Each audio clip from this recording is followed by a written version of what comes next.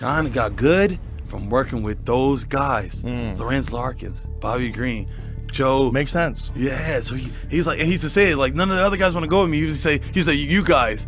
And I'm like, what do you mean, you guys? And he just say it, you black guys. All the guys work with me. You know?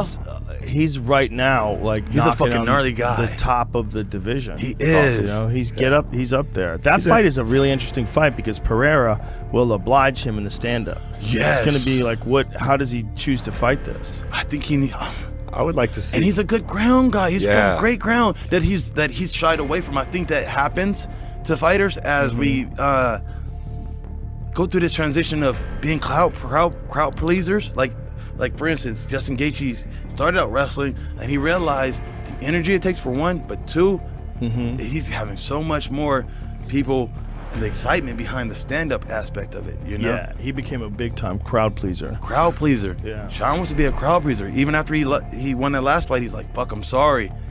I wanted to bring more of a show to you guys. He's a crowd pleaser. He's a real fighter. Sean's real for real. Bring that shit. Let's go. That's why I used to use him. So I would take Bobby in to go train with him because Sean was one of those guys. I don't give a fuck who you are. You know, like I'm gonna come hard. Right. So everybody kind of in the area was intimidated by Bobby in a lot of ways. And that's intimidated by Sean too. We're gonna figure out what's going on when those two fight because Pereira is a wicked striker, but Pereira had a good fight in his last fight with was it? I fought on the same card. Bruno Silva. Was that the guy he fought? The Brazilian cat who was a really good striker, man. He caught him with some good shots. Or did he fight after that? No. When was that card? Was that on the New York card?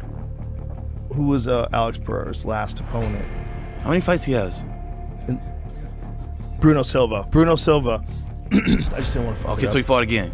He fought Bruno after he knocked out that one cat. Yeah, I fought in that card with him, yeah. Yeah, so he knocks out that one cat with a flying knee. Yes. And then he fights Bruno Silva. So that was the Bruno Silva fight was the second. Unanimous decision. Michaelitis.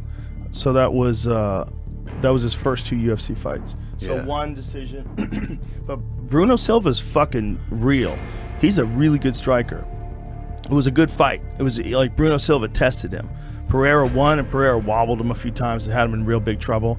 But it's going to be real interesting with Strickland because Strickland has a high volume approach too. He stays on you. Yeah. And it's going to be interesting to see like how he deals with. That's a elite striker in Pereira.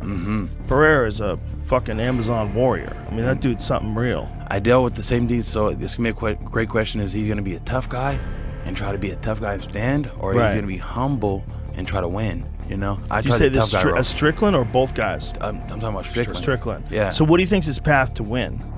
His path to win, his easiest path would take him down. He's got a great ground game. Does he? Yeah. Well, maybe we'll see that. You know, I don't really know how stands much up with everybody, but you know, Pereira's been taken down before. Michaelitis took him down. But the question is, Sean gonna do it? Right. We haven't seen that lately. He's become more of the striking base. It's maybe he'll just test the waters. You know, maybe he's gonna test the waters. Pereira's got real fucking power, man.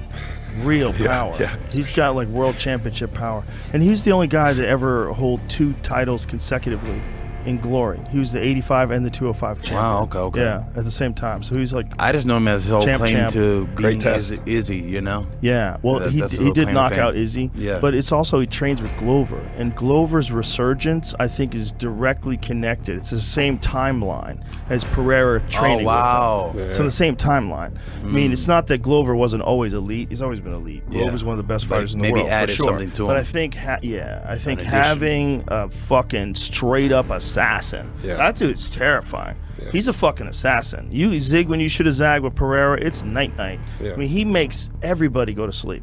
If you watch some of his fights in glory, like, holy shit, man. Power for striking is the strangest thing because you really can't.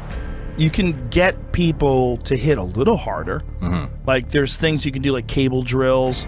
There's some explosive plyometrics that can increase your punching power and your kicking power a little bit, but not much. Not much where no one's ever gonna like mistake you for Melvin Manhoof or something like that. There's certain people that just have fucking crazy power. This guy has this fucking freakish, disproportionate power where it doesn't make any sense. Like, you look at him, you're like, oh, what are you made out of? Yeah. Like, you're built different. Yeah. He hits people and just sends them flying. Like, everybody goes unconscious.